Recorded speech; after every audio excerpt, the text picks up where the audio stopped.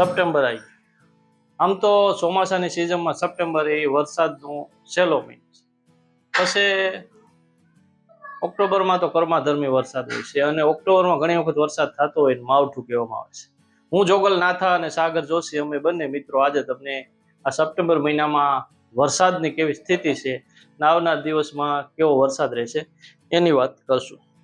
તો સપ્ટેમ્બરમાં હું તમને ખાસ કહી દઉં હાલ અત્યારે જે વાત છે કે અરબ બંગાળની ખાડીમાંથી જે સિસ્ટમ આવે છે મધ્યપ્રદેશ ઉપર થઈ અને તમે સમજો ને કે વડોદરા, ભરૂચ, નર્મદા, મહીસાગર, સુરત, વલસાડ, વાપી અને આ મધ્યપ્રદેશ સુધી આ વરસાદી સિસ્ટમ રહેશે. વરસાદી સિસ્ટમનો ખરેખર આપણા જે રિજનલ છે ઝોન, સૌરાષ્ટ્ર છે, દક્ષિણ ગુજરાત છે, મધ્ય ગુજરાત છે, ઉત્તર ગુજરાત છે, આમાં ક્યાં ક્યાં અસર કેવી અસર રહેશે હું તમને એનો નિચોડ કર્યો. આની પહેલા બી મેં એક વિડીયો બનાવેલો હતો અને તે પછી મને એમ છે આને ચોમાસાના સિઝનનો સપ્ટેમ્બર મહિનામાં બીજો ત્રીજો વિડીયો છે. હું ખેડૂતોને આમ ટૂંકમાં કહેવા માંગુ છું કે આ જે અરબી બંગાળની ખાડીની જે સિસ્ટમ આવી છે બધા લોકો એમ કહેતા હતા કે સૌરાષ્ટ્રમાં 8 ઇંચ પડશે, 10 ઇંચ પડશે, 15 ઇંચ પડશે. આજે તમે સમજો ને 5-6 તારીખ થઈ ગઈ છે, પણ જે સિસ્ટમનું જે ટર્ન છે એ સૌરાષ્ટ્ર તરફ નથી. આ દીવા જેવી વાત છે. આ મધ્યપ્રદેશ વાળી સિસ્ટમનો ટર્ન છે ઉત્તર ગુજરાત તરફ છે. એટલે તમે આ જે સિસ્ટમનો મોટા ભાગનો વરસાદ પડશે ને એ બનાસકાંઠા, સાબરકાંઠા, અરવલ્લી અને વડોદરા, આણંદ આ બાજુ પડશે. એટલે સૌરાષ્ટ્ર વાળામાં જે બધું મને થોડા ઘણા મિત્રોનો ફોન આવ્યો કે હું 8-10 ઇંચ વરસાદ પડે તો તબાહીમાં છે. ઘણી વખત લોકો એવું કહેતા હતા કે 15 ઇંચ વરસાદ પડશે, પણ એવું સૌરાષ્ટ્રમાં લગભગ નહીં થાય. જામનગર, સુરેન્દ્રનગરમાં થોડો ઘણો 4 ઇંચ વરસાદ પડશે, બાકી જામનગર, ભાવનગર, અમરેલી, જુનાગઢ, રાજકોટ, ગીર સોમનાથ આ જિલ્લામાં વરસાદ પડશે. એવું નથી કે વરસાદ નહીં પડે. 7 થી 9 થી 10, 11 વાગ્યા 11 તારીખ સુધી વરસાદ પડશે, પણ મધ્યમ કક્ષાનો અને સામાન્ય વરસાદ પડશે. તમે એમ માનશો કે 2.5-3 ઇંચ પડે દિવસમાં તો મને એમ નથી લાગતું કોઈ ખેડૂતોને ખાના ખરાબી થાય. પરંતુ જે 10 ઇંચ કે 15 ઇંચ વાળી વરસાદ છે એવો જે આ ડીપ ડિપ્રેશન કહેવાય એનો આખો ફ્લો છે એવો એ સૌરાષ્ટ્રમાં આવે એવું જ નથી. અને સૌરાષ્ટ્રના જે માંગરોળ કહેવાય ત્યાં સુધી અહીંથી આખો રૂટ ફરીને ત્યાં જાય એવું નથી લાગતું. આ સિસ્ટમ છે આપણા મધ્યપ્રદેશ થઈ, રાજસ્થાન અને કચ્છ વાળી થઈ 9-10 તારીખ પછી જતી રહેશે.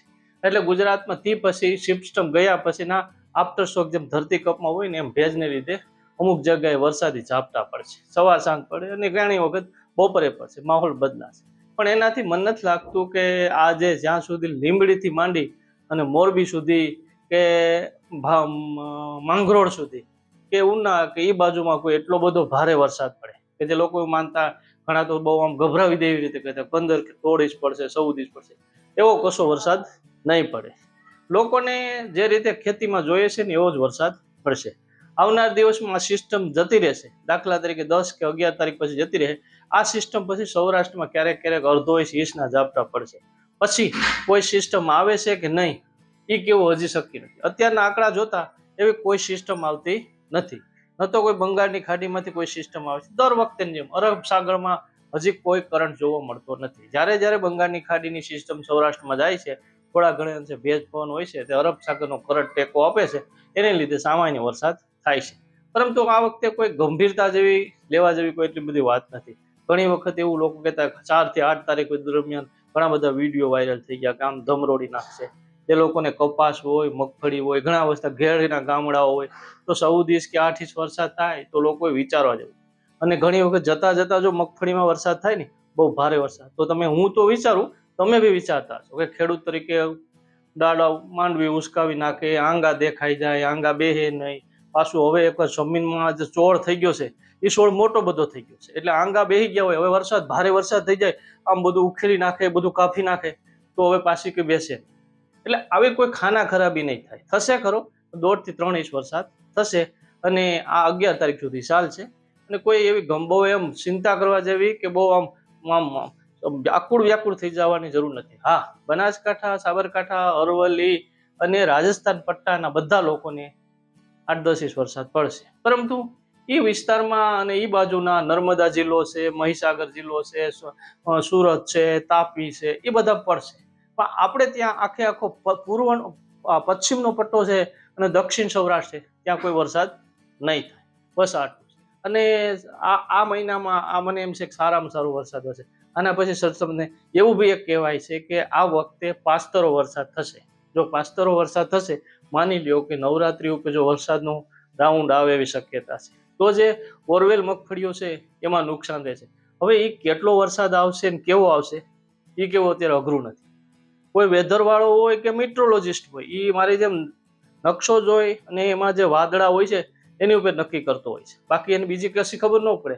વરસાદ કેટલો થશે ને કેવું પડે ને ક્યારે પડે એ આખું વાતાવરણ બંધાય પછી બધું શક્ય છે. અંતે તો બધું નક્કી કરવા વાળો અલગ હોય છે, કે ઈશ્વર હોય છે.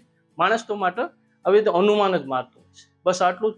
ફરી મળશું કોઈ હવામાનની આગાહી હશે ને કોઈ સારા ટર્નિંગ પોઈન્ટ વાળા સમાચાર હશે તો અમે તમને બતાવશું. અમારે આ યુટ્યુબ ચેનલ છે પોઝિટિવ વાત. અમે ઘણા બધા 500 જેટલા ખેડૂતોના ઇન્ટરવ્યુ છે. તમે જોવો, ઘર બેઠી ગંગા છે, સફળ ખેડૂતોની વાત છે, તમારા સુધી અમે પહોંચાડવાનો પ્રયાસ કર્યો છે. બસ આટલું જ. ફરી મળશું કોઈ નવા વિચાર સાથે, નવી વાત સાથે, ખેડૂતની વાત સાથે. ત્યાં સુધી મને રજા આપો. જય જય ગરવી.